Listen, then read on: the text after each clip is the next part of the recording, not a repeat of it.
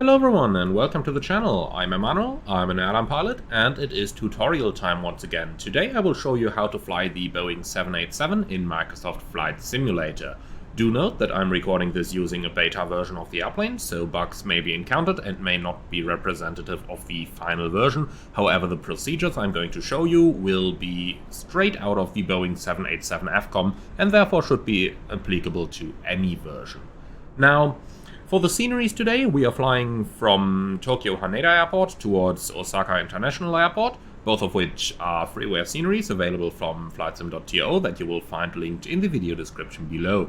Do note that the Haneda scenery uses the buildings from the Asobo Enhanced Airport, so if you do not have that, your scenery might look different. Alright, so let's get started straight away. We need to fuel up and load up our airplane, and for that we need to use our SimBrief flight plan. I'm using SimToolkit Pro, in which I have uploaded my SimBrief flight plan for today's flight. So, we can already see we've got a payload planned of 33 tons, which is some 240 passengers and 9 tons of cargo. And for the fuel, let's quickly have a look into the operational flight plan, where we can find that, looking at the destination weather, things are actually looking quite good in Osaka. We've got a wind forecast here, but only until 0800 UTC, which is over already, so we're basically looking at a steady north-northwest wind. So we're looking into a runway into that direction. Tokyo, our departure airport, is looking good as well. Showers in the vicinity, light rain, so nothing to worry about. Also, our destination alternate, Hiroshima, is looking good as well. Therefore, our fuel decision can be done quickly and efficiently. We're planned at 11.7 tons, so if we take 12 tons of fuel, that should be all we need. Do note, this is, by the way, a real-life flight flown daily with Boeing 787s. So with our fuel decision now complete, let's have a quick look. We need 12 tons of fuel and we need 33 tons of payload. So if we go ahead and load that up, we still need to use our default flight simulator menu for that, unfortunately. So let's go ahead. We don't need anything in the center tank, and for the main tanks we can take 6 tons of fuel on each side, which is going to give us the required 12 tons of fuel. Now for the payload, I'm simply dragging the slider until down here I see 33 tons in there. Roughly like this. Tiny bit less, couple no-show passengers, happens. Alright, with that our plane is all loaded up, so we can head over to the cockpit and start working on our aircraft. We'll start with the electrical power-up procedure. And for the electrical power-up, it is actually quite easy. So, do note that in the present beta version, not every switch is in the correct position where you would normally receive it, so things might change. However, we are going to go over every single switch and discuss the position in which it should be. Electrical power-up. Battery switch. On. C1 and C2 electric hydraulic pump selectors, those are the middle ones, they're off. Demand pump selectors off, down here and down here. Wiper selectors off, over here and one over here. Landing gear lever down, over here. Alternate flap selectors off, you will find those down here and they're in the off position. To make that a little bit clearer, here they are, alternate flap selector off. And now we go ahead and establish electrical power. Now, normally when you're parked on a parking stand, the external power is going to be connected to the airplane. So if it is, we are going to push the lights for all these switches that have power available. Now, the aft external power is not normally used, but since it is available, we can turn it on as well. If no external power is available, you would start the APU by taking the APU switch to the on position, to the start position for a second, and then back to on, but you will see that later on in the before start procedure. And with that, the electrical power-up of our airplane is completed, and we can start going into the preliminary pre-flight procedure.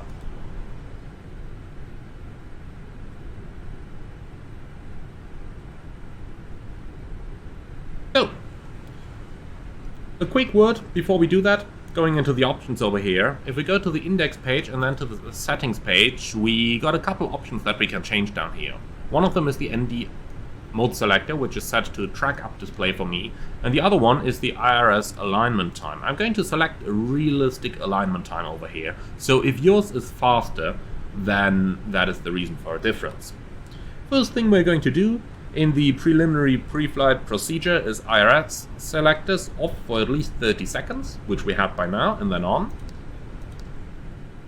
And verify that the on battery light is extinguished, that's the one you have in the middle over there. So, with that, our IRS is going to start aligning, and we can see the alignment time more than 7 minutes over here. Next up, we check the status display for any status messages that we might see over here. Make sure we have the maintenance documents on board and the emergency equipment on board. Park and brake is set. And now we can head over into the CDU pre-flight procedure. Now for that, I'm quickly going to return us to the original page where we would normally be welcomed when loading up our Boeing 787. Do note, I am once again using SimToolkit Pro in order to showcast our flight plan, so that you guys can easier see what I'm inserting. Okay, on the ident page, we verify that the model shown is correct, so we're in a 787-10, we have the Trent 1000 engines, the nav database is current, the drag and fuel flow factors are checked, there's nothing that you need to be concerned about in this version. From there on, we continue to the position initialization page, we make sure the UTC time is correct, and then we can enter the present position using the select inertial position line if needed. Use the most accurate latitude and longitude, so since in the simulator we will basically always have a GPS position available, we are going to use that. From here we go on the route key, and now we can enter our route. I'm not going to show you how to uplink anything over here. I want to emphasize your understanding of the MCDU, so I will insert the route manually.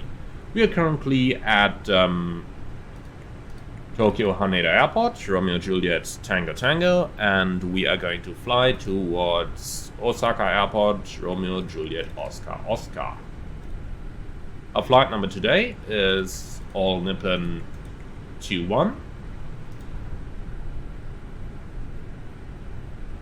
And now we can go ahead and select our departure. So today we have runway 5 active for our departure, and we are going to fly on the Lexus 3 departure, as you can see here in SimToolkit. So here we got it, Lexus 3, and we are going to use the hot takeoff ILS 05 as well. Go on to route, next page, and now we can enter our route. We will fly via Yankee 56. Then we can either enter the next waypoint, Tomei, and put it up on here, or if we are going from one airway to another, we can simply enter the next airway, so Yankee 54. And if we do that, the FMC is automatically selecting the correct waypoint for us. Do note that you still need to check, because there are multiple airways out there which have several intersections, so it might happen that you do not automatically get the correct waypoint. If that happens, you simply type the waypoint you want and insert it over here manually. So, we're flying towards Yankee 54, towards Koba, and Yankee 546.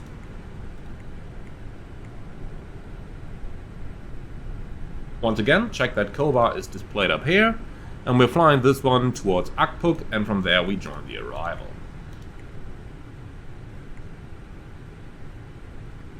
Like this. Now departure arrival, index, arrival, and we'll fly the ILS approach runway 32 left. We have the Ikoma East arrival, and we don't need any transition. So that leads us back to the route page. Now we can click activate, and in real life we would not execute this until we are confident that the entered route is correct, so we would check that in the departure briefing. For flight simulation purposes, you can simply execute it. From here we go ahead to the performance init page, and then we can enter our reserve fuel, which is going to be 6.2 tons. 6.2. Your zero fuel weight you can simply uplink, so you just press the button and it inserts automatically in your scratch pad what you have previously loaded into the airplane. Cruising altitude, we are planned at flight level 300 today, as it is a rather short flight of about 50 minutes. And our cost index, which is going to be 80. Finally, for the cruise CG, we can once again click on it when it's empty, click on it again, and now you've got the original, or the correct values in there. We can execute this, go on to the thrust limit page, and over here we would now use the electronic flight bag in order to calculate our takeoff data. Now, we don't have anything the likes available for the 787 in the simulator at the moment, so we'll take it simple. We've got a pretty light airplane, so let's take a takeoff 2, which is a 20% reduction, and then let's use something like 30-degree selected temperature. And that is going to be it. Now, you simply need to develop a little feeling there. In the worst case, you can always go full blast, but you are going to get huge rates of climb for your departures for that. The same goes for the takeoff reference page, so we can start on the next page, make sure that we've got everything entered in here. Do note the wind is not mandatory, it will give you better speeds. However, for our departure, we are running a noise abatement procedure number 1 today, so let's use an acceleration height of 3000 feet. We're going to keep the thrust reduction height unchanged. And like that, we can go back to the previous page. We're going to do a flap 5 takeoff, the CG once again. Click on it twice and you automatically get it. And now we can simply copy and paste the takeoff speeds from the quick reference handbook there. 141, 146 and 155. Finally, we need to go to the VNAV page and enter the correct transition altitude over here.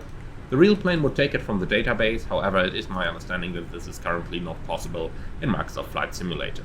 So in Japan we've got 14,000 feet transition altitude here in Tokyo, and we have entered that. And with that, our FMC pre-flight is basically completed.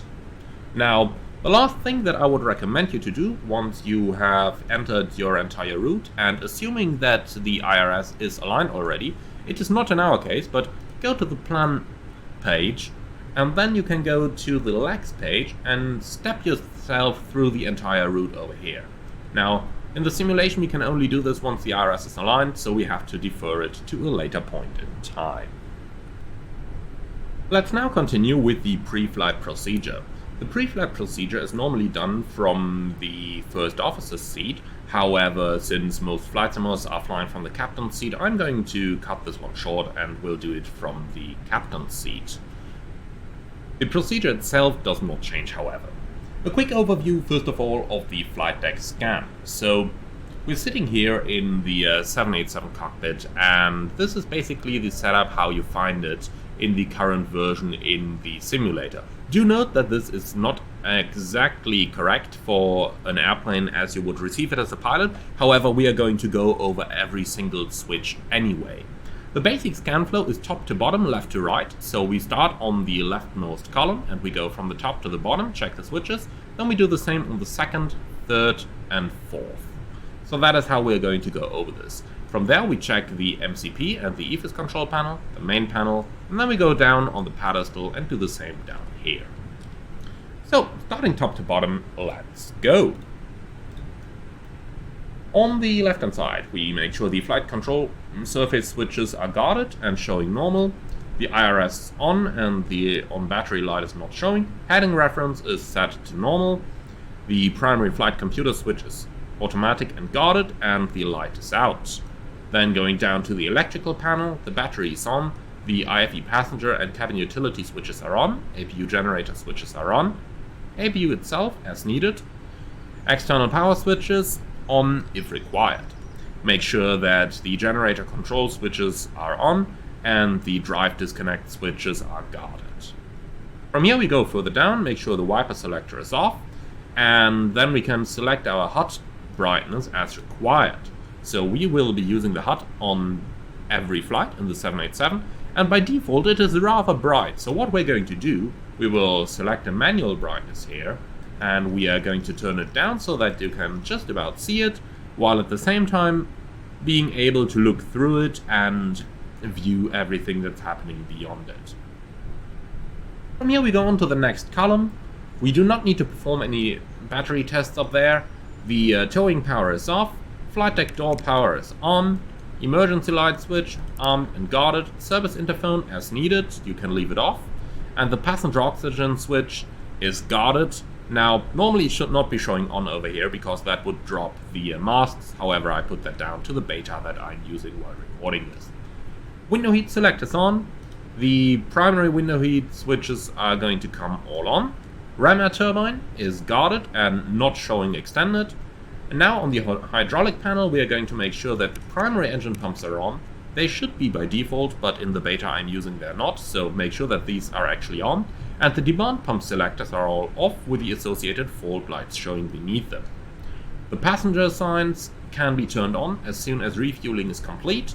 So checking down here, we have 12 tons of fuel on board, which is what we need, so we can switch on the fasten belt signs. Going on to the further lights, you can select those as needed, and the landing lights are going to remain off. From here we continue on the third column, and we don't need to conduct any tests up here, nor do we need to do any fire tests, so we can go right down. The electronic engine control mode is guarded, the start switch is in the normal position. Fuel jettison, the nozzles are guarded, so make sure that they are not opened, and the arm switch is not on. Moving further on to the fuel panel, everything can be left off. Make sure that the crossfeed is off and the balance switch is not in. On the anti-ice panel, everything should be in the auto position. And going down to the lights, during daylight we switch on only the nav light, and at night we would also put on the logo lights. Now, if the light test switch is ever going to be simulated, you would also conduct a light test to make sure that all the bulbs are working in the cockpit. The strobe, taxi and turn-off lights are off. From here we move on to the fourth row. We make sure that the ELT is on, the humid switch is on. The temperatures are selected as needed, so you can basically kind of leave them in the middle position, and that is always going to work fine. On the air conditioning panel we make sure the equipment cooling switches are auto, the recirculation fans are on the upper and lower decks are on, passenger cabin and flight deck cabin as needed. The middle position equates to a 24 degrees centigrade, which is usually quite fine in aircraft. Pack switches can come on, trim air on, ventilation switch guarded. On the pressurization panel, make sure that the valves are in auto and that the landing alt switch is pushed in, and the manual outflow valve control switches are in the middle position. Once again, make sure that the wiper selector is off, the hot brightness as needed, and that concludes the overhead panel. From here we move on to the MCP and to the EFIS control panel, and we'll start from here left to right. We make sure that the barrel setting is set to whatever is applicable to the area in the world where you are flying. In our case we are using hectopascals. Meters as needed. Basically in China you turn them on, everywhere else you don't need them. Flight path vector really as needed. Personally I don't like it, but I do know some people do, so just use it as needed. Minimum selector, you make sure it is in the barrel position and you don't need to select any minimums. However, depending on the different companies, some are using it to select the minimum flap retraction altitude, others are using it to select your acceleration altitude after takeoff. For whichever option you choose, I recommend to get in a habit to do it in the same way on every flight.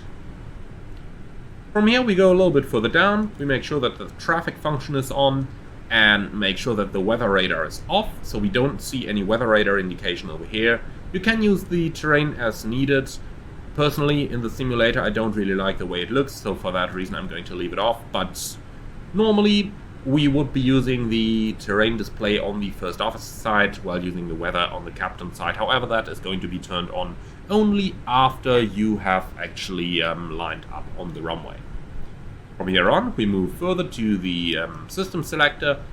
Normally, we want to keep the MFD on the left. You can control if you want to select something on the left side of the MFD or on the right side of the MFD, so leave it on left. We can go to the system displays and review every single one of those systems for any abnormal indication that you may or may not get. So on this, we're basically just going over it, and if you see anything amber, then think about why that is, if that makes sense in the present situation of the flight. Doors, manual at the moment, lavatory is vacant. This, by the way, is simulated in the working title. I really like that. So over here, we simply go over the pages and check that everything's looking normal. And then you can also go into the checklists up here, and then you would go into reset, which is currently not simulated, but reset all, and that is basically going to reset your checklist for the next flight of the day. Also, in real life, you would go on the com page and log into the ACAS system as needed. However, at the moment, that is not simulated. Moving on to the MCP then, flight director switches on, auto throttle arm switches on. We can pre-select as much as possible over here, but the Boeing SOP would actually ask you to do this later on in the before start procedure, so we are going to leave it as it is right now. On the FO side, basically, I like to press the traffic button in order to bring the TCAS up, and that's basically going to be it. Moving on to the main panel then, we select the lights and the display brightness as needed. The selectors over here are in the middle or up position, and then going on to our PFD, we can select our QNH 1002 in our case. Going on to the navigation display, we can bring the menu up over here. Now normally you would handle it using this button and by pressing the middle, however that is not quite simulated yet, as you can see, so we can use the let's call it touch screen control. It really isn't one in the real plane, but it works fairly nice over here. So VSD as needed, weather and terrain indications, make sure the weather is not selected, terrain as needed. In real life I would turn on the airports, however at the moment this really shows every single one airport for general aviation as well, so for that reason I'm keeping them off in the simulation right now. However, I do select the stations in order to get a rough idea of some VORs around myself. Data as needed, and VOR indications on. We don't need any FIR or airspace indications, so that's going to stay off. And with that, we can exit the menu again. Moving on to the middle, make sure that the standby altimeter is set with the correct units selected. The alternate gear, alternate nose wheel steering switch is in the normal position, and the auto brake can go to RTO. And on the FO side, once again, we got both switches in the up position. From here we are moving on towards the pedestal, and basically we verify the step trim switches are in the guarded position, the fuel control switches are cut off, park and brake is set, the alternate flaps are guarded, and then moving on to our radio control unit. There is not really a lot we can do here right now in the simulation, however, we can select a couple frequencies like this. So just to show you how they work, 1 to 1.8, you put it in the standby, you press the transfer button and it becomes active. In the real one you could also enter, for example, 1 to 1.5, you could put it active directly, however in the simulation it always puts it standby, and that's basically it. Apart from that, HF, SATCOM, cabin interphone, GPWS, weather radar, all not simulated. For the transponder we can enter a squawk code. I'm just going to choose something random over here. For the TCAS we can, or rather we would select the above position over here, but that's not simulated yet. And for the TCAS altitudes, you normally want them on relative so that it shows the relative altitude to your aircraft and not the absolute altitude of the other aircraft. For example, relative might mean that it shows plus 1000, which means an aircraft is 1000 above you. If you have it in the absolute position, it would show, for example, flight level 310. Going on down here, we make sure that we are actually listening to the left and the right radios. We would also select the flight interphone, but that is currently not simulated. Then going on, rudder trim centered. The transponder mode is on standby, and that basically concludes the setup. Down here we can select the lights as needed. And the evacuation command is armed. And that basically concludes our pre-flight procedure for both sides.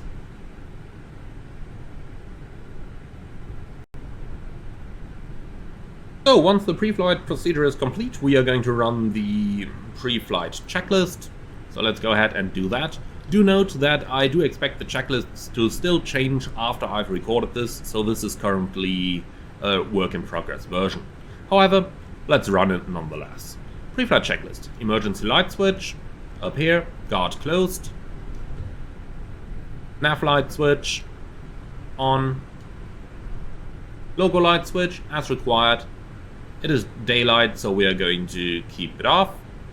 Flight director switches, on. Auto throttle arm switch, on. Seatbelt selector, on.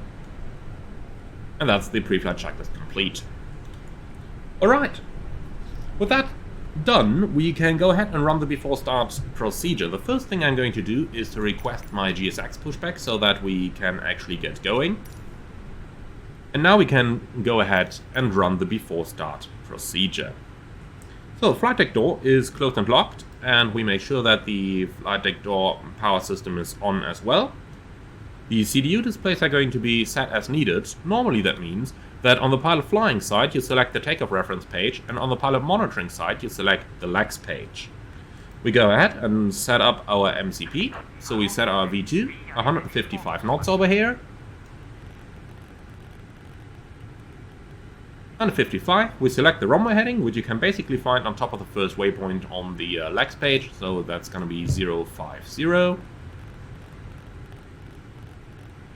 And we select our initial climb altitude. In our case today that is going to be, let's say, 10,000, so that we don't level off quite immediately. We also arm LNAV and VNAV. From here on we would conduct our taxi and takeoff briefing, but we are going to skip over that for the purpose of our flight. Make sure that the external doors are being closed, so we can quickly use the FO's page for that, and we can see all doors are closed and the cabin crew is going to arm them later on as well. Obtain your start clearance and then talk to the ground crew so that you can safely start pressurizing the hydraulics. Let's bring up the hydraulics page. And when clearance to do that is needed, or rather is received, we can go ahead and switch the right electric demand selector to auto, switch the center selectors to auto, and then switch the left selector to auto. You can see the fault light flickering, and now it is on, and we can verify hydraulic pressure on the system display as well.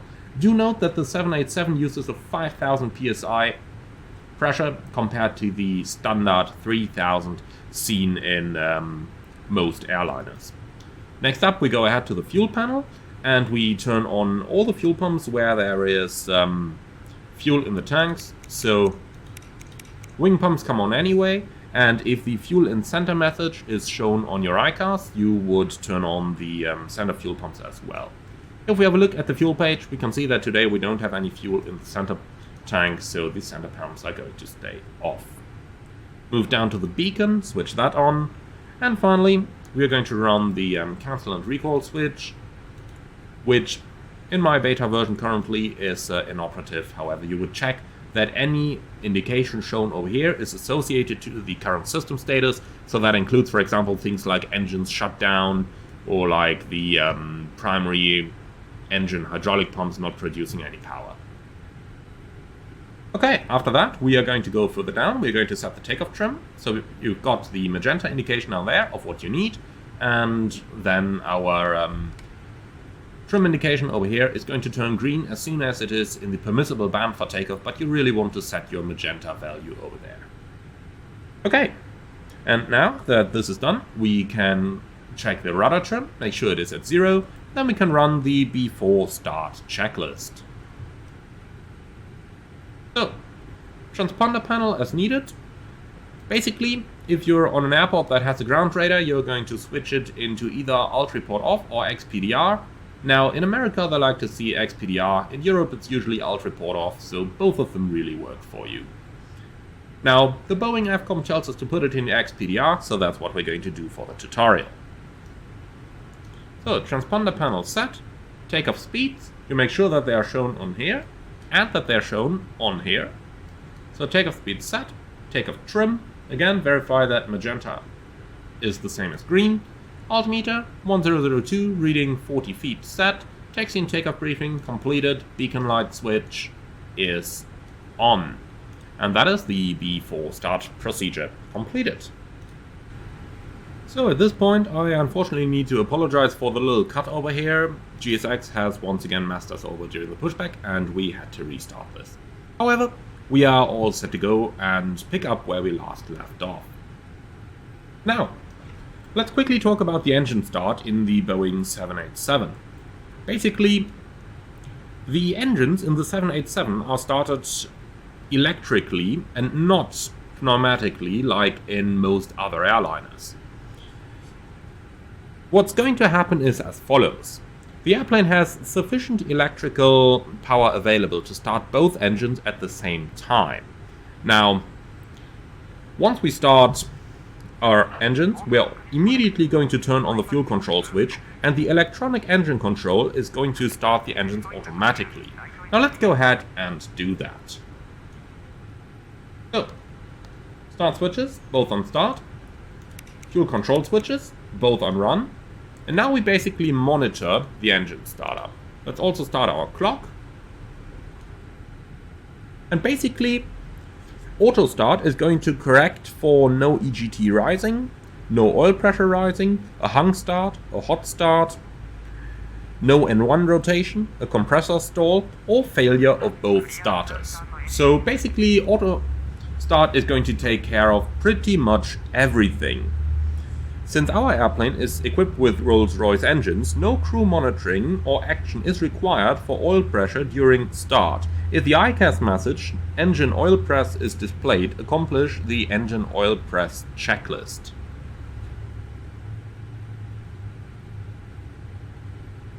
As you can see, our engine is starting up pretty much normally.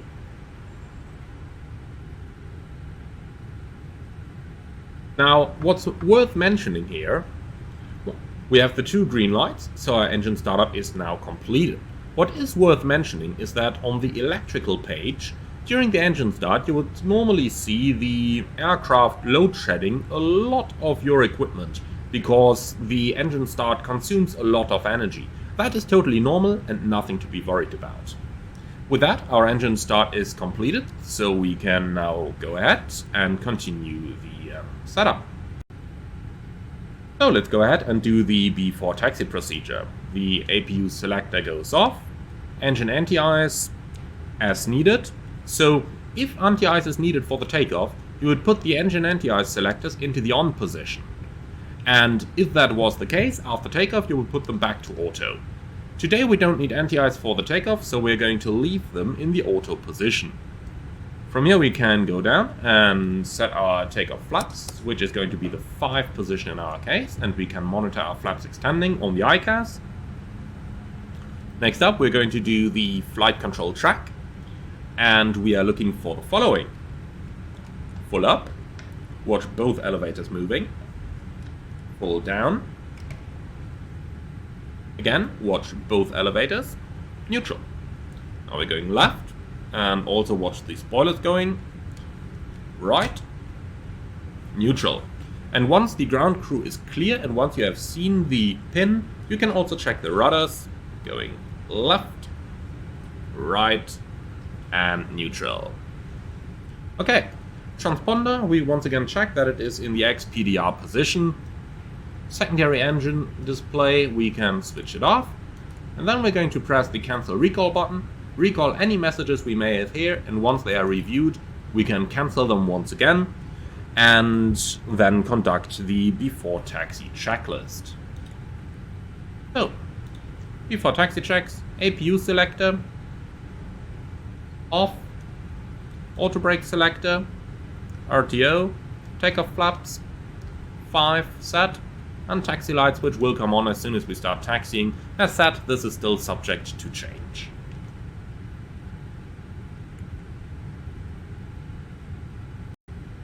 So let's request our taxi clearance. And our taxi is going to be as follows. We are standing up here and we're going to go Romeo, Echo 8, Echo, Alpha, Romeo, Delta, Delta 1 for runway 05.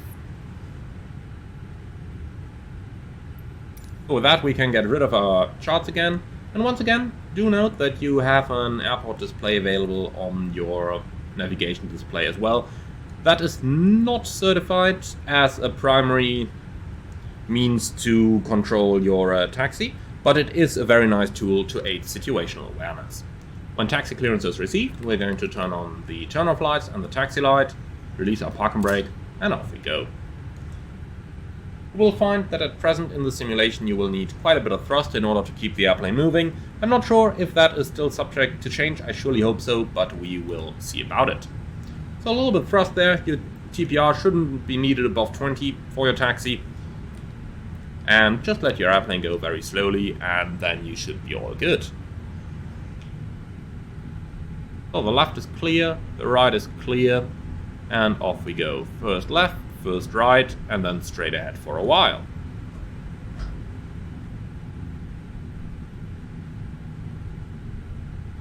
During the turns, you do need to overshoot quite a bit with your flight deck in order to actually keep your airplane on the center line, as you can see down here. And that's just because there is so much space between your main gears and your nose gear. Here on the left, here on the right, and the same we do for the other side.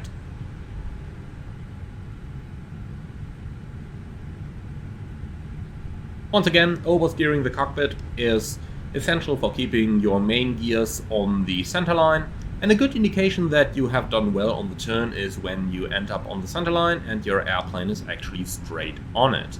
So what I always recommend, once you have finished your turn, go to the outside view, see how your airplane is performing, see how you are doing. As you can see, we ended up pretty well on the center line over here. So that's a good way to gain that's a very good way to gain better understanding of how your airplane actually rolls. Speed should be 30 knots maximum here on straight lines, 10 knots for the turn, 15 knots on aprons, and when you're backtracking the runway you can go all the way to 50 knots.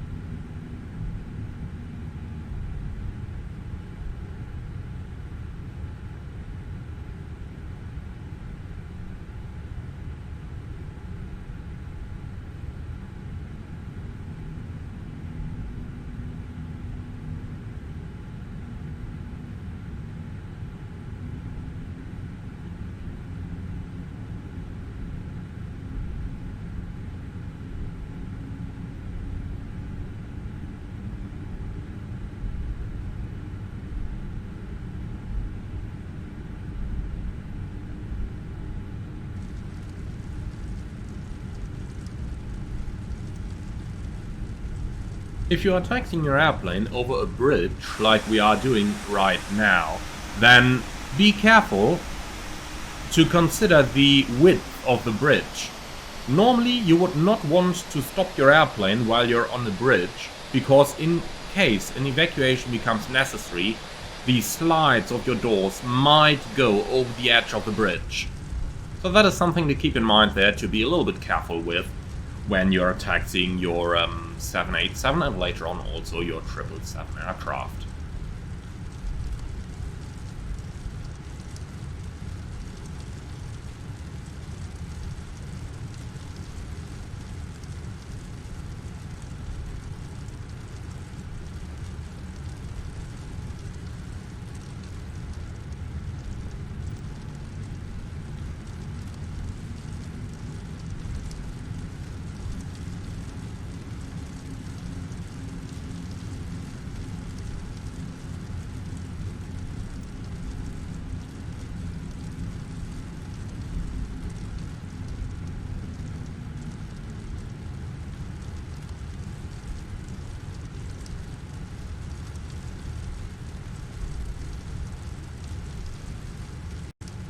We're approaching our departure runway and we can now get ready for our takeoff. So, our airplane has Rolls-Royce engines fitted, so we do have some engine warm-up requirements there. And when the engines have been shut down for more than an hour and a half, we need to run them for at least 5 minutes before we are allowed to take off. And during that run-up time, or rather during that warm-up time, we need to run them at thrust settings normally used for taxi operation. When your engines have been shut down for less than an hour and a half, a run-up is needed for at least 2 minutes.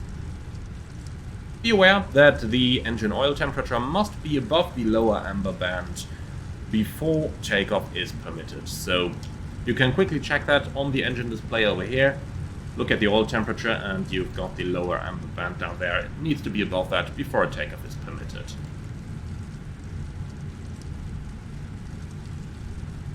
Okay then, normally you would do the before takeoff checklist at this point. However, since our airplane is currently fitted with some, well, non-original Boeing checklists, we need to do it on the runway after we've completed the takeoff items. So let's go ahead and line up on the runway. And for that, we check the approach path is clear on the left and on the right. Strobe lights on, landing lights on. I would recommend to use the taxi light as a reminder there. If you have not received takeoff clearance yet, put the taxi light off. If you have received takeoff clearance, put the taxi light on. So, one look on the MCP to verify that everything is set correctly over there. And then we can select our transponder mode selector to TARA. And that basically concludes our line-up items. From here on, let's line the airplane up on the runway. Do not follow the yellow taxi off lines, but indeed use as much runway as you have available. And then we can go ahead and do the before takeoff checklist. In this version of the plane, the before takeoff checklist is currently, well, quite different from the original Boeing, so I'm just about going over the items, but do expect this to change significantly in a later version. So we've got the flight controls checked, the VNAV climb page, we don't need it yet, we will keep the takeoff page. Engine anti-ice, auto, strobe lights, on, landing lights, on, transponder, TARA, before takeoff checklist complete. I would recommend to set your navigation display to a range of 10 miles, so that's up here, range 10, with a 5 showing in the middle, and the same on the FO's display as well. Okay, with that we are lined up on the runway and we are fully ready to go. Let's quickly talk about the takeoff itself. We are going to advance the thrust levers to 20 TPR, and when the engines are stabilized, we're going to press the toga button, which is located up here on the thrust levers. Now, be a little bit careful with your joystick thrust command, because it can easily override the command your auto throttle is giving. So I would recommend just to leave the joystick where it is at the 20 position, and that is normally going to work just fine. We're going to use nose down pressure on the control column until we reach 80 knots, where we go neutral. And then at V1 we take our hands off the thrust levers. At VR we are going to rotate slowly and smoothly to an initial attitude of 15 degrees pitch. You will note on the heads-up display that once we start rotating there will be a dashed line showing. That dashed line basically is our tail strike attitude, so do not rotate your airplane symbol, and note airplane symbol, not the flight path vector. Do not rotate your airplane symbol close to or above that tail strike indication line. That is the important thing over here. So, that's basically our setup complete. Let's quickly bring our viewpoint into a position where we can see the entire heads-up display, like this. And now we're all ready to go. So, timing. We're looking for about 20 TPR, like this. Go.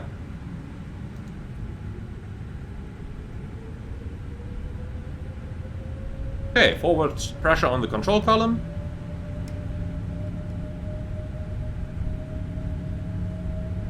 Thrust set. 80 knots. At this point I'm exclusively looking outside using the heads-up display and no longer looking inside. We have quite a bit of wind from the left, so I'm using a bit of left aileron there. V1. Rotate. So, smoothly rotate it up. You see the dashed line there. Do not rotate the plane into that. And here we go. Now we are well clear, now we can ignore that line. Positive rate, gear up.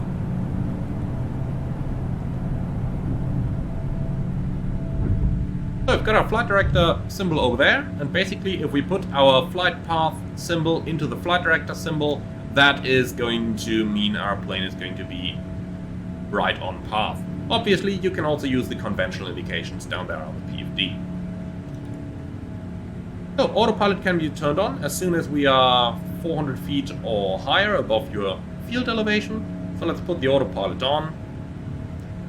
We verify we have LNAV, we have VNAV engaged, and that's basically all we need for now. Once your thrust is reduced to the climb thrust, we can stop the watch over here, as we will have the elapsed time running as well. Passing the acceleration altitude, the airplane is pitching up. When we're passing the 5 speed, we are going to retract the flaps to the 1 position, like this. And as soon as we're passing the 1 speed, we're going to retract our flaps to the up position. Now,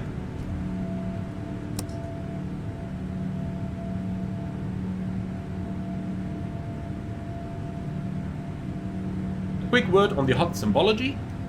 This one down here is our speed deviation indication. This goes to a maximum of 15 knots, and you can see now that we're approaching our target speed, this is becoming less.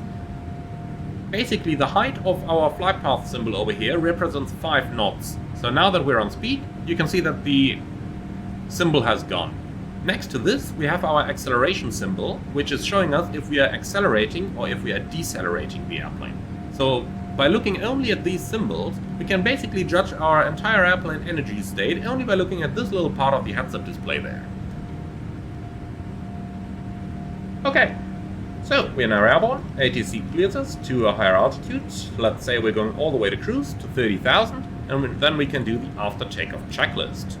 So, landing gear lever up, flaps up, wing anti-ice auto, and that's the after takeoff checklist complete. LNAV and VNAV are doing very good jobs in this airplane, so there is nothing that we need to worry about, and we can now basically monitor our flight. Passing 10,000 feet, we are going to switch the landing lights off, we are going to switch the runway turn-off and the taxi lights off, and when no more turbulence is expected, we are also going to select the seatbelt switch to the auto position. Do note that the auto position may or may not be simulated in your aircraft. At present, in mine, it is not, so I only have the on and the off positions there. But that should really be all we need. Okay, getting out of the clouds. Let's gain a little bit more clearance from our clouds before we are actually going to switch the seatbelt signs to auto. Just so that we can be sure that no passengers will be tossed around in the cabin. A quick word there on anti-ice. Once you're airborne, if you used your engine anti-ice for departure, so if the switches were on, basically once airborne, I would recommend during the after takeoff flow, you switch them back in auto. Now, once you're actually airborne, you can basically leave them in the auto position, and you no longer need to monitor, well, you need to monitor, but you no longer need to touch them if anti-icing is required. Passing the transition altitude, you can see it by the altimeter setting becoming amber. Set standard. Also set standard on your standby instruments. And we're passing level 147, climbing level 300. In the climb, we can now use the VNAV page in order to monitor our climb over here. And what we should do in the climb is to quickly check our optimum and maximum levels. If it was simulated, you would also check the recommended flight level over here. However, that is not simulated in the current version. So, basically we want to make sure our cruising altitude is closest to the optimum level while being below the maximum. So that's the thing that we are looking out for over here. However, on very short flights like this one, we only have 152 miles to go to our top of descent. Lower altitudes are absolutely acceptable as well. And with that, we are basically on the way. Now, the only thing we need to do is every 10,000 feet in the climb, we are going to check our pressurization to make sure that the airplane's vital life support systems are operating correctly. Also, you may want to adjust your HUD brightness every now and then to be sure that you're still able to see something properly, while at the same time not make it too bright so that you can still see through it, as you're basically meant to look through the HUD and simply monitor for what is happening there.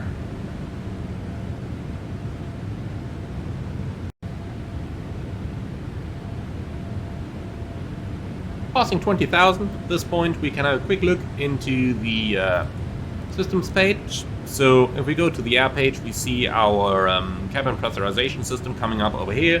We can see our cabin altitude is currently at 3,000, climbing slightly. We've got a differential pressure building, which basically indicates there is a difference between the outside and the inside of the plane, and that is all that we're looking for. Like that, we can easily tell that our cabin is climbing the way it should. Okay, and now's the time to sit back, relax, and enjoy the quick flight to Osaka.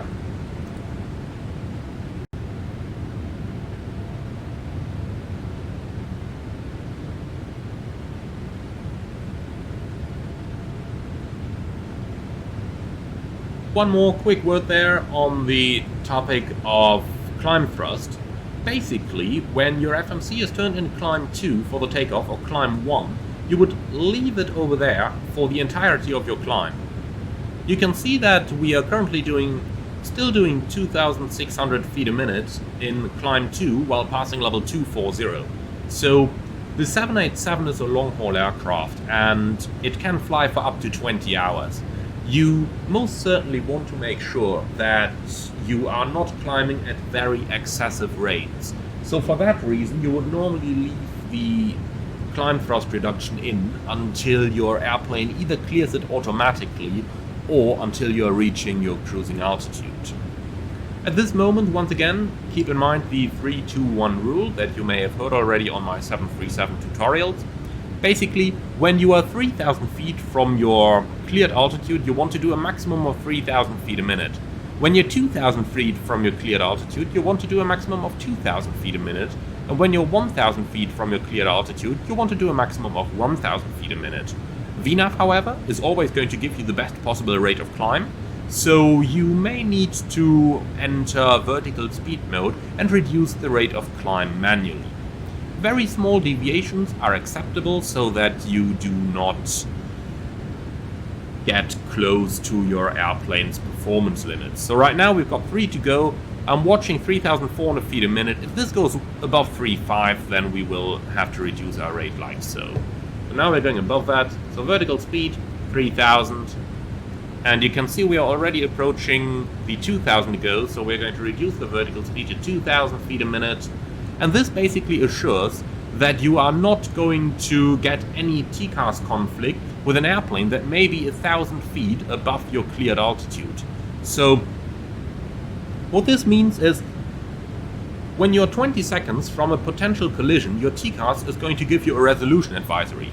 When you're 40 seconds from it, you are going to get a traffic advisory. That's the famous traffic that you may hear occasionally. Now, that we want to avoid. And we can avoid that by reducing our rate of climb. So that is going to prevent nuisance TCAS arrays from happening. We're going to monitor as we're approaching our target altitude, and then we are going to re-engage VNAV once we are level at our target altitude.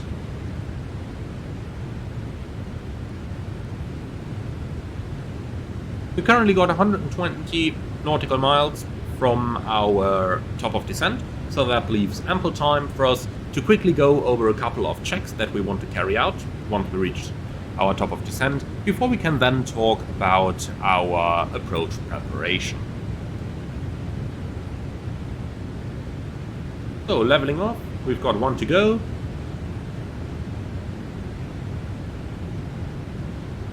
Our FMA went into altitude hold, the plane is leveling off nicely at 30,000, and once that has happened we can re-engage VNAV. And that is basically the climb in the 787. Now that we've reached our top of climb, we can quickly go over a couple checks, like checking our fuel to make sure that we don't have any excessive burn, which might indicate a possible fuel leak. So going down here, we've got our top of climb. We should have taken 12 minutes to get there. If we look at the display, we can see that we took 10 minutes to get there, so we've been a little bit faster. We should have 8.7 tons on board. We currently have 9.5, and we need to use a quick moment in order to think about why we have saved a little bit of fuel. Now, for us that's quite clear. Initially we should have had only 11.7, but we took 12, so 300 kilos is explained, makes it 9.2 that we would have had if we uplifted the normal fuel. 9.2 versus 8.7, still a 500 kilo difference, but keep in mind that we are running 2 minutes faster than we should, so that saves a little bit of fuel as well for the present point in time. And that is basically our fuel check complete. When the fuel check is complete, we're going to run a quick review of the system display, which you should do every 30 minutes into the flight. So, systems, start on the status page, make sure that there is nothing abnormal showing over here. Go over to the electrical page, same thing, hydraulic, fuel. Again, if there was fuel in the center tank over here, you would turn on your center tank fuel pumps, and you would likely also get fuel in center message on your ICAS as well. From there we continue to the air page, to the door page, which is definitely not showing correct over here. That's gotta be a bug. That is better, that is what you're supposed to see. So we've got the doors all in the arm position. If any of those was not armed, you would absolutely call your cabin crew and tell them to check the associated door. Gear page, all showing normal, flight controls, all normal, and those are not simulated. So that basically concludes our setup. Now, you do definitely want to drag your heading buck along as needed, like this.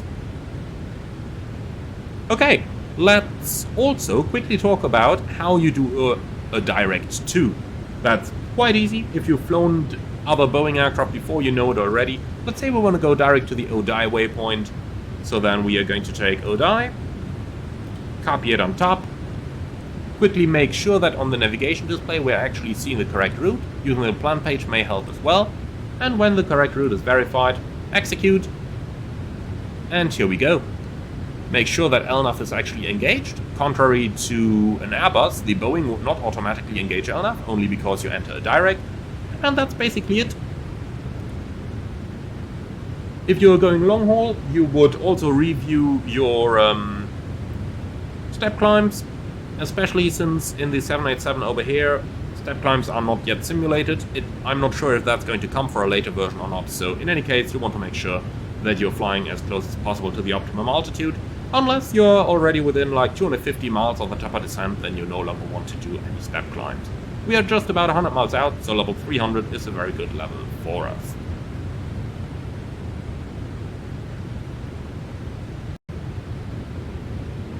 So, I have already opened the Navigraph charts as we're about to start our descent preparation for our arrival into Osaka. Now, we can see we are just about a bit more than 80 miles out, which is a very good point to start your preparation. Normally I would do it from about 80 miles the latest. 100 miles can never hurt as well. So we're going to start our preparation by setting up the FMC in order to be sure that we get an accurate top of descent. So we start on the descent page there. Now, in my former airline, we would have changed the speed on transition from 240 knots below 100 to 250 knots below 100, since that is what you're actually allowed to fly. In the simulation, you can always keep this 240 as well, because it includes a 10 knot overspeed margin before you're actually overspeeding. Next up, we go to the forecast page. We enter the transition level and the wind data as associated. We can see on the approach chart that we got a transition level at flight level 140, which we can already insert over here. And then we can go ahead and insert our descent winds as well. Do note that I am once again using SimToolkit Pro to show my in-brief flight plan.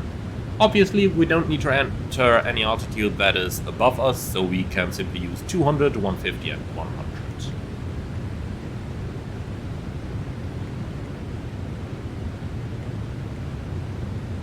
Like this. So at level 200 we're looking at a wind of 254 at 40.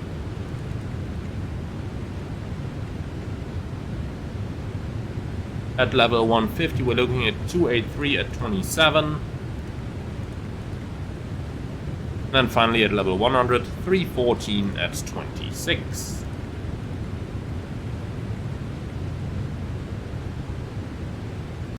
That's basically all that we need SimToolkit for, so let's get rid of it once again.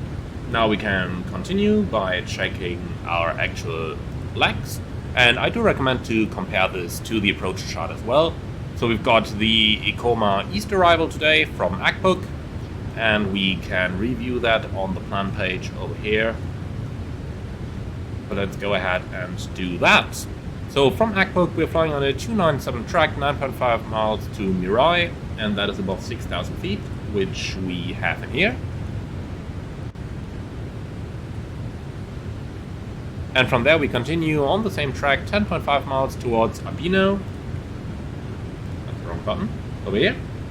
Towards Abino, and then towards Ikoma, maximum 210 knots and above 3,500 feet. So as you can see, this is missing the speed restriction, so we can enter 210 slash execute. Here we go. And actually, I just see this would speed restriction would only be for the Ikoma North arrival, but that's fine for us as well. We don't want to be any faster there anyway. From there we're going to join the ILS approach, which we can check in the FMC as well. We're going to fly from Ikoma towards Mido, and Mido is above 3,500 feet, so we've got 3.5 in here. Then we've got a 3-degree glide path, which we can check against the FMC in here. Our missed approach we can quickly check as well, so climb to 5,000 on a heading of 322. At 1 DME prior India Tango Echo VOR, turn left heading 145, intercept and proceed outbound on the radial 184 towards Izumi and hold, contact Kansai approach. So if we check that on the FMC, we are going on the track 322 to 1 mile prior India Tango Echo, then a 145 heading, and then a 184 track towards Izumi. So it looks a little bit strange as it is drawn over here, but we can verify from the waypoint names, the mileages, and the tracks down here that the FMC actually has correct data in there. Also, we have 5,000 feet showing, which is our correct missed approach altitude. The last thing we can then check is the holding overhead Izumi, and we can see that this is 049 inbound right-hand turns, which matches what we have in here, and there is nothing given about the mileage. Actually, there is the inbound. The inbound is at 12.6 DME. Okay, that's just the definition of Izumi. So it's going to be 1 minute lag time. It says 6.4 miles over here. I'm not 100% sure why. At least from the chart it doesn't show that. But nonetheless, we are good with that. Unless it's taken from here, that would be an interesting way to show it, but 12.6 miles until 19 miles, that's 6.4, so that's probably a definition of 6.4 miles over here. Looks a little bit interesting. I've never seen it on a chart like this before, but if that is what they want, then it makes sense that we have the 6.4 in the FMC there as well. Now we can go ahead and set up our navigation radios as we need them for the arrival. So we've got India Tango Echo, Itani VOR, and we can tune that already on both sides. India Tango Echo and India Tango Echo. The courses aren't simulated yet. Normally I would enter the 184 in the course in order to have our radial outbound. We verify that our frequency of 110.1 and the course of 322 is correctly loaded into the ILS over here. Now when all of that is done, we can go ahead and check our fuel.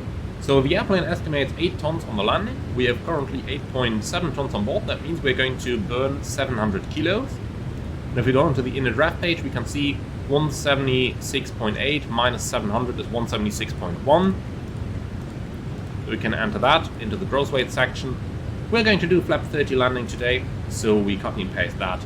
And we will be using auto brakes level 2.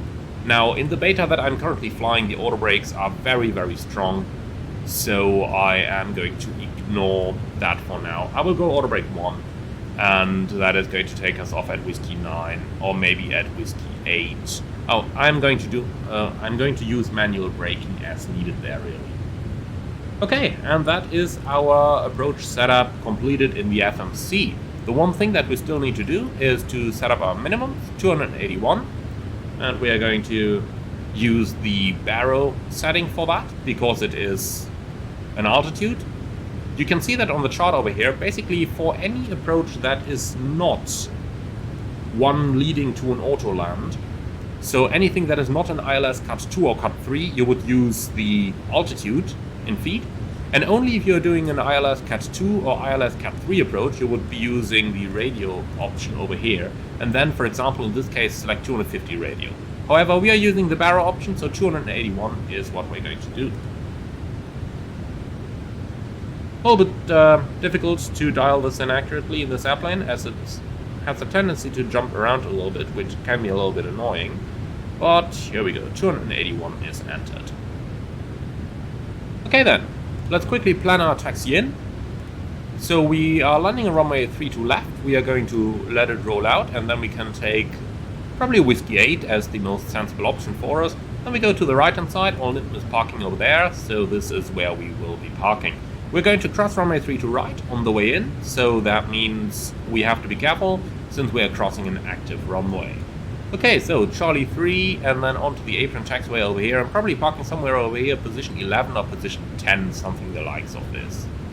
This basically concludes our approach setup, so we can now go ahead and read the descent checklist. Auto brake selector, level 1, anti-ice, auto, and altimeters. Well, they're on standard right now. We can pre-select our destination QNH, which is 1002. Descent checklist completed. And with that, we can now again do our PA to the passengers to tell them that we will be starting our descent shortly. Especially when you're flying long haul, that is something that passengers do usually appreciate. And I want to go ahead and show you what a PA like this would usually consist of. Basically, you give them the information on the route, like if there is anything scenic that you're going to fly across that they may be interested in. You give them the time that you take in order to get to your destination, and if you are delayed, you would normally give them the time of the delay as well, including an explanation if it is any different from what you had previously. You would give them the weather information, however, typically you wouldn't say anything like thunderstorms or so, but only rain showers. And then finally say thank you and goodbye. So all in all, a PA may look something like this. Ladies and gentlemen, from the flight deck, this is your captain speaking. We are about to start our descent towards Osaka in the next 5 minutes, and the remaining flight time is in the region of approximately 25 minutes. The weather in Osaka is really good, as you can already see outside the windows at the moment. And for the arrival, we expect a very nice view on the city on both the left and right hand sides of our aircraft. We would like to thank you very much for choosing All Nippon for today's flight. Hope that you have enjoyed it as much as we did, and we look forward to welcoming you again on board of a future punctual flight. Thank you very much for your attention, and we're looking forward to see you all again very soon. If you are speaking a local language of either the departure or the destination country, it is always favorable to do a PA in the local language as well. For example, if you spoke Japanese, I would absolutely recommend you to do a Japanese PA on this flight as well. That's going to be it for the arrival setup. Now sit back and enjoy the rest of this little short cruise.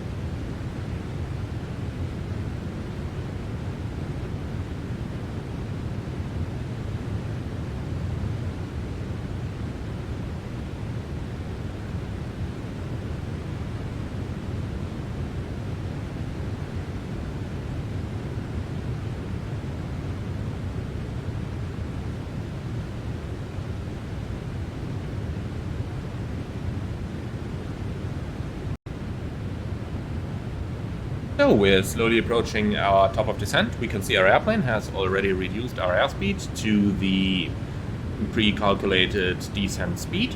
Now from here on we are already seeing the reset MCP altitude message, which shows 15 miles prior to the top of descent and indicates us that we should slowly start requesting descent from traffic control.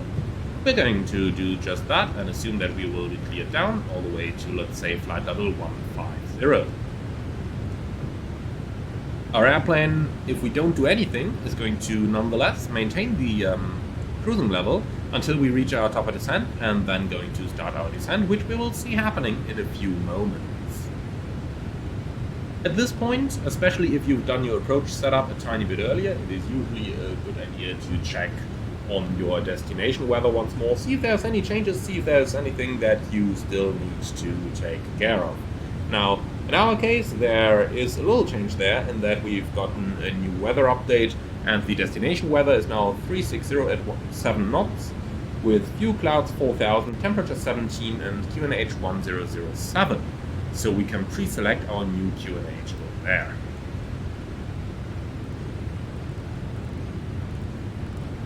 We are just about leaving our cruising altitude.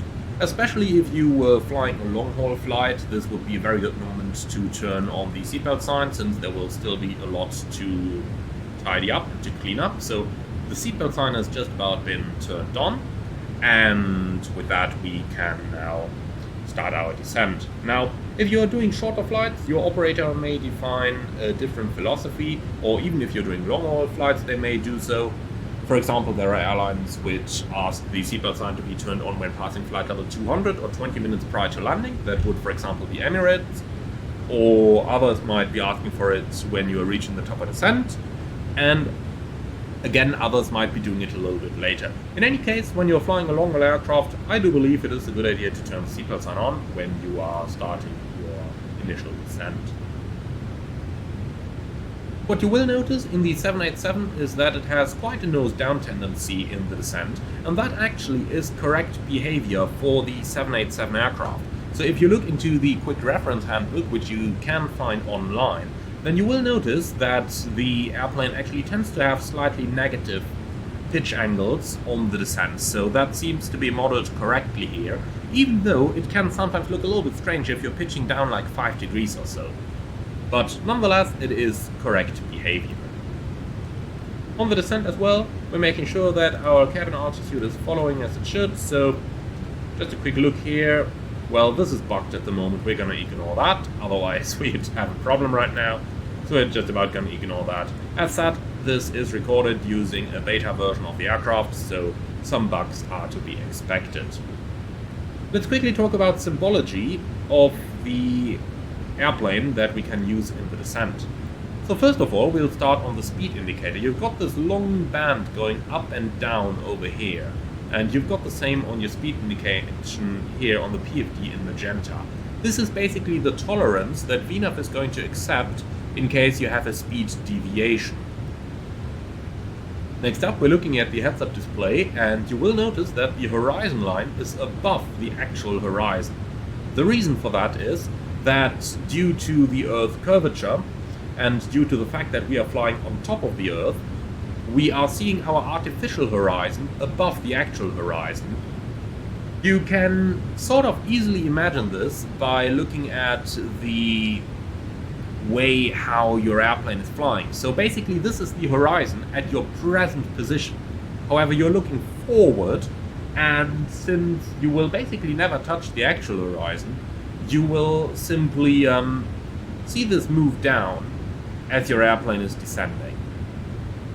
Apart from that, a quick refresher on the symbology on the HOT over here, since we will need that on the approach. You have your flight path symbol. Within that, currently you have your flight director, and then on the left hand side here you have that speed deviation symbol. So right now we are exactly on speed, so it is not showing. Now you can see we're going like a knot below, so you see this showing up. This symbol, basically 5 knots equal the height of your symbol. So right now we are about 5 knots too slow, and if you look at the speed indicator, we can actually see that this is true. On the left over here you have your energy status, so with this being on top, we are actually accelerating a bit, and if this is below that little wing of our flight path symbol here, we would be decelerating. Like that, you can judge your entire airplane energy situation only by looking at this symbology here on the heads-up display. Be aware that the deviation bar we see over here is bound to the speed bug that is currently commanded by VNAV, and later on the approach will be commanded by us manually. So that is what this symbology over here is based upon.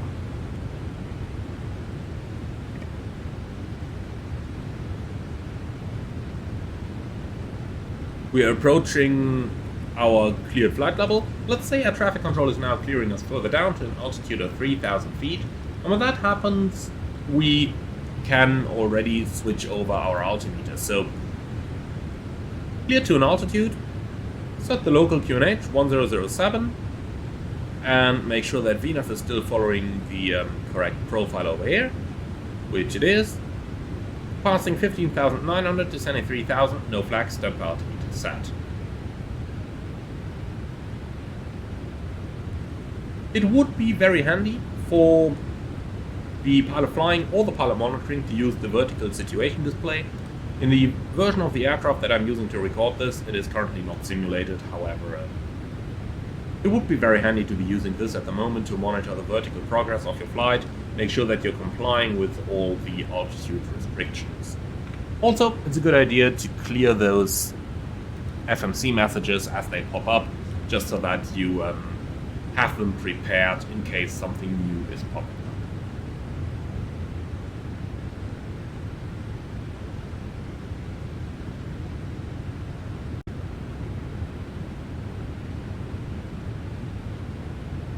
So we are nearing our actual approach, so let's quickly talk about how we are actually going to fly it. Basically, the 787's VNAV is going to give you very good guidance down. The only thing that you need to be on top of is the speed reduction during your approach. So that's something to watch out for. The approach procedure is normally started at the transition level. Complete the approach procedure before the initial approach fix, or the start of radar vectors to the final approach course, or the start of a visual approach. Select the approach procedure on the arrivals page of the FMC. That is basically what we've done earlier on. So set the seatbelt sign as needed. Then when you're at or above 10,000 feet, we are going to switch the landing light switches on. Now it is worth mentioning over here that you can use the nose landing light as a reminder for your landing clearance as well. So that is the default Boeing recommended thing here.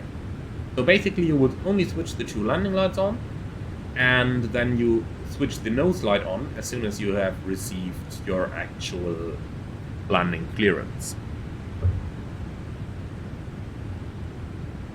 When that is completed, so when you have the landing light switches on and the seatbelt switches on, then you can go ahead and run the approach checklist.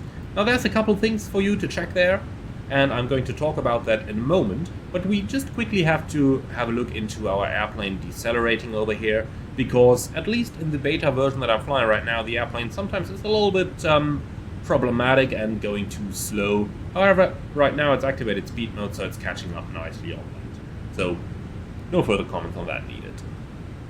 So let's talk about how we are going to fly the approach. Basically, you can see your flap up indication on the speed tape over here, which is your flaps up maneuvering speed. Round about between 15 and 20 miles from the airport, we're going to start reducing our airspeed, and when we reach approximately the up speed, we're going to extend flaps 1, and then the target speed will either be selected manually down to the 1 speed or automatically if you're still within VNAV. When you reach the 1 bug, you select flap 5 and so on. Basically, we want to intercept the ILS 10 miles out at 3,000 feet above field level and a maximum of 200 knots. The 787 slows down quite well in the present version in the flight simulator. I'm not sure if that is going to change. If it will change in the future, you can always use the speed brake, which is very, very effective in this airplane. Now, the normal flap extension schedule would be 1, 5, 20, and then either 25 or 30. However, on a tactical basis, in order to meet speed restrictions, you can use any flap setting in between in order to achieve the best possible speed.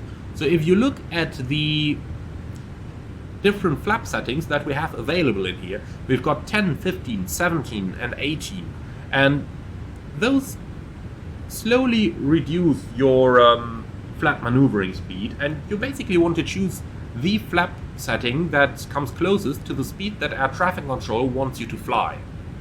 So once we're a little bit closer, I'm going to demonstrate this to you. Let's go ahead and talk about our landing procedure then. So basically we're going to intercept the ILS with flaps 5 or 15, depending on what gets you closest or below the 200 knots. So you don't want to intercept faster than 200 knots. We will see this happen in a few moments.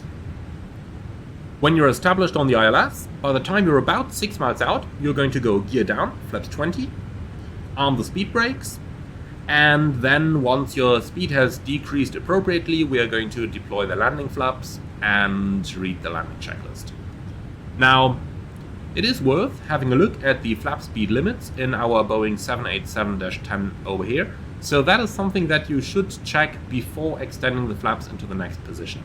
You can see that we've actually got rather high flap limit speeds over here, so you should not get into any trouble extending the flaps. In any case, the speed brake is always available, and I can really recommend you to use it. It is very, very effective in this airplane if you need it. However, a well-managed profile will not need any speed brake extension.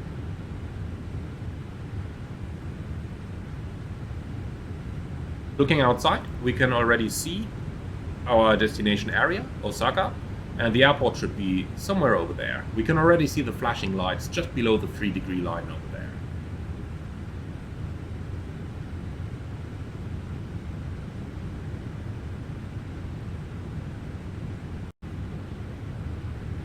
Let's go ahead and talk about the actual landing procedure then. Landing the 787 is quite easy. Basically, you are going to maintain the glide slope until 50 feet, and at 50 feet you slowly start flaring a few degrees nose up and reduce your thrust so that your thrust levers reach idle by the time your airplane touches down. Now, in the present version that I'm flying here in the simulator, I find that to be a little bit difficult, so that is something that you might see me doing incorrect in this video. If that happens, I do apologize for it. Okay, we're now 16 miles out, as we can see on the heads-up display over here, so it's time to start our speed reduction and flap extension. We can see VNAV has already shifted to the to a lower speed setting. So we are close to the up speed, so let's go ahead and extend flaps 1. The airplane also says drag required down here. We are going to click those messages away because we are now getting the drag out in form of the flap. So flaps 1. Let's go ahead and extend flaps 5 as well.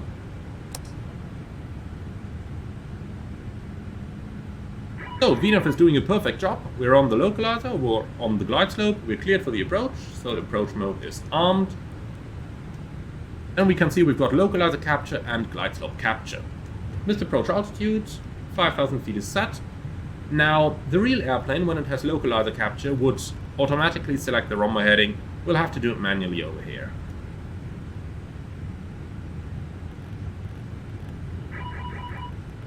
So, target speed going down. And here we go, we are now 12 miles out, our speed is just above 200, which is a very good position to be in. Also, we can already see on the heads-up display our runway down there. We can see how we are losing energy and how we are slowly approaching the target speed. So, 200 knots, passing 11.5 miles, very good.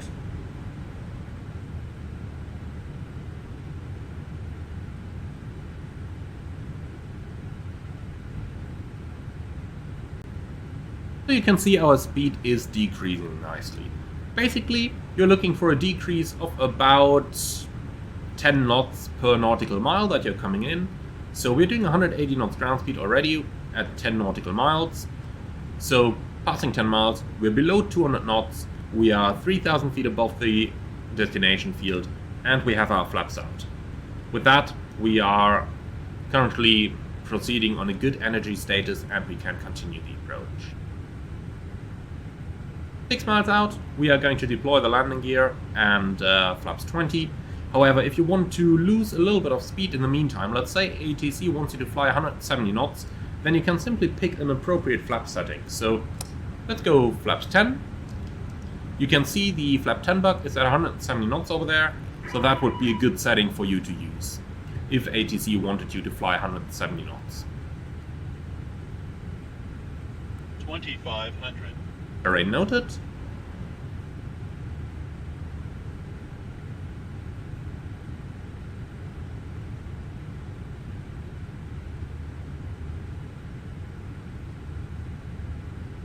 Do note that in the version we are flying right now, there's a little bug over there, which is not showing us ICAS indications all the time. Currently we don't see them, so we have to revert to alternative procedure, i.e. checking the correct switch positions manually. That's a little bit unfortunate right now, but that's just stuff that happens when you record something using the beta version. So we're approaching 6 miles, gear down, flaps 20.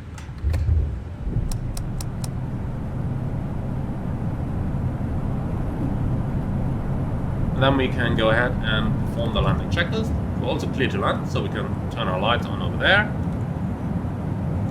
I'm going to skip over the approach checklist over here because this is basically nonsense, has nothing in common with the real Boeing checklist. And our speed is good, so flaps 30, VRF plus 5 is what we will use. Here we go. So, landing checklist. Landing gear, down, flap lever, speed brake lever, armed, and flaps 30. Landing checklist complete. So that basically concludes the preparation that we have to do for our landing. Now we can go ahead, disconnect the automatics, and manually land our airplane. Before I'm going to disconnect the automatics though, let's quickly talk about a few things.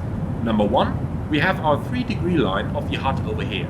If that is basically lined up with our aiming point, then we're heading right for that. Or rather, then we are on the right altitude in order to head for that. Then all we need to do is line up the flight path symbol with the 3-degree line, and then we're going towards that. 2 other things. You will notice that we've just passed that white bar on the speed indicator. That is 1,000 feet above the field elevation. In IMC, that is the point where we have to be stabilized. You can also see the amber bar coming up down there, and that is the 500-foot bar, which is our stable gate for FMC operation. You can see the same on the heads-up display over there, with the line that is not filled being the 1000 line, and the line that is filled being the line for our 500-foot gate. So 500 continue.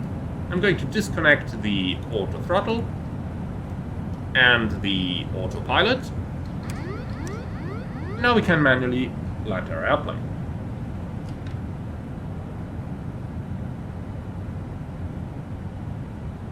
Minimum. Continue. Speed is getting a little bit low here, correcting for that. Obviously below the gate that should not be happening.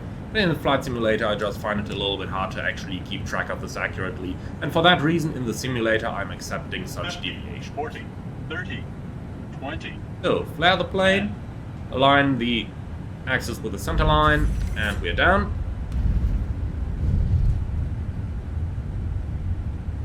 Reverse is out.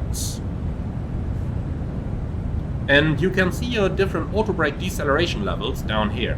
When you're manually braking the plane, you can simply align your deceleration symbol over here with one of the auto brake levels. And that way, it's going to be quite easy for you to actually manage the deceleration of the airplane like this.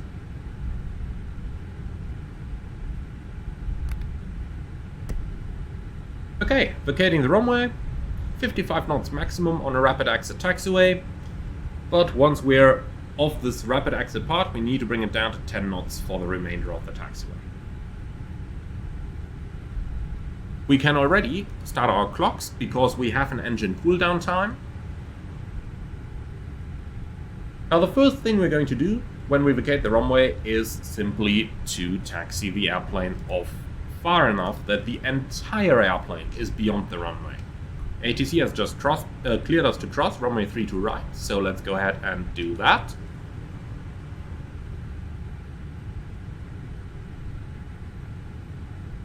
Clear on the right, clear on the left.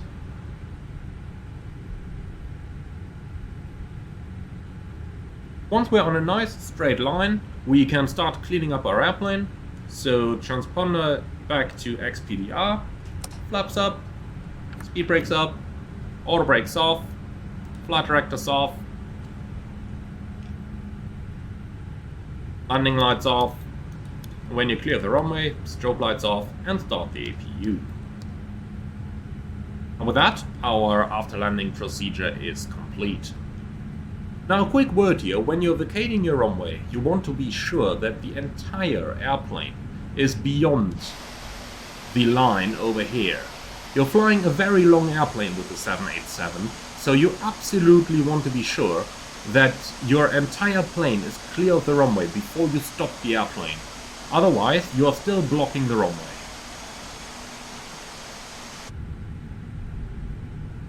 Taxi in basically is the same as your previous taxi out, so I'm not going to comment on that much more.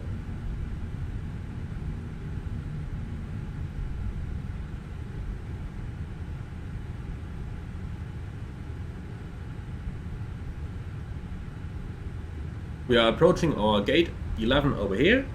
So before turning into the gate, set the lights off, quickly check if you still have the weather radar active. This is what it would look like. So be sure that the weather radar is off when you're turning into the gate, otherwise you might cause injury to ground personnel. Again, overshooting of the nose wheel is especially important when you're taxiing into a gate, as you are limited to a confined maneuvering area. And finally, keep your speed down low. It might look very, very slow, but 3 or 4 knots is actually a very good speed in order to get an airplane into a gate, because it means that if something happens, damages wouldn't be too great. In the absence of any marshalling or docking system guidance to get you parked, what I normally do is I try to remember where that parking marker was and extend the line to the left. And then I can sort of position myself in order to park just next to it. Keep in mind, your nose wheel is supposed to be on there, and in most aircraft you're sitting in front of the nose wheel. In the 787 you certainly do. Once on stand, set the parking brake, get out the secondary engine indications, make sure that we are meeting our engine cool down period requirements, and we are flying Rolls-Royce engines. So Boeing recommends to run the engines for at least 5 minutes before shutting them down.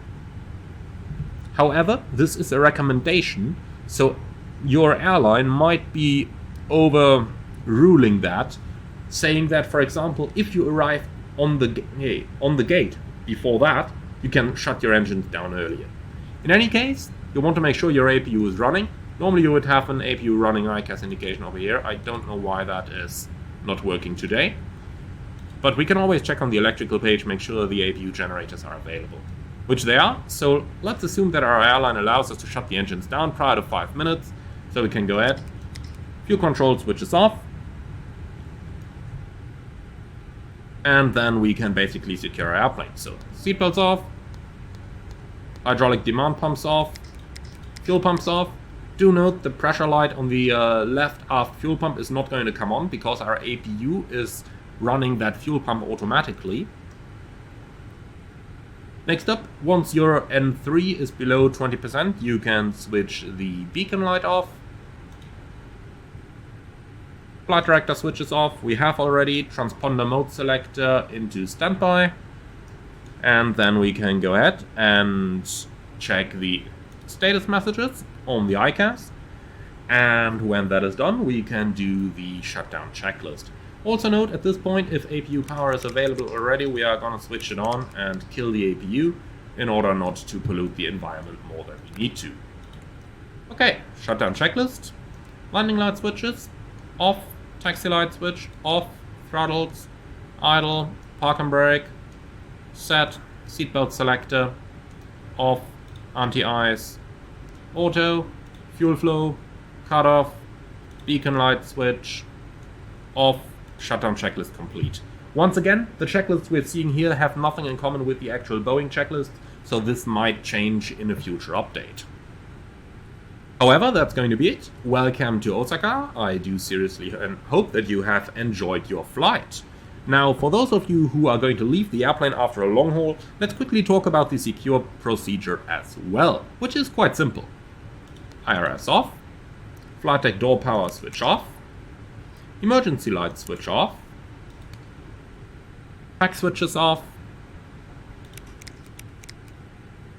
EFB power switch, if we had it, off, hot combiner still, and then we can do the secure checklist. So, fuel pumps off, APU generator, forget about that, that's not realistic. APU off, battery switch. The moment I'm putting this off, the airplane is going to power down, so we are not going to touch that. Once again, the checklist does not really match the actual Boeing checklist there. But that's going to be it. Thank you very much for flying. I certainly hope you have enjoyed this. And I certainly hope that you are going to enjoy your Boeing 787. Thank you very much for flying with me. I hope that you've enjoyed this one. Do let me know in the comments below what you think. And in the meantime, if you like what I'm doing, I would appreciate to see you as a channel member, which is going to give you exclusive early access to videos before they're released for everyone else. Or if you just want to make a one-time donation, you can do that using the Buy Me a Coffee link in the video description below. Thank you for watching, and see you all again very soon.